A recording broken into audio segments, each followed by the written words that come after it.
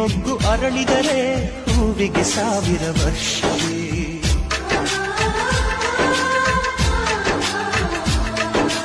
ಕಣ್ಣೆರಡು ಇರಬಹುದು ನೋಟಗಳೊಂದೇ ಅಲ್ಲವೇ, ರೂಪಗಳು ಎರಡೆರಡು ಹೃದಯ ಒಂದೇ ಅಲ್ಲವೇ. ಈ ಜೀವನ ಸಂಜೀವಿನಿ ಇದು ಅಣ್ಣನಾಶಯ, ನೀ ಹೇಳು ಶುಭಾಶಯ.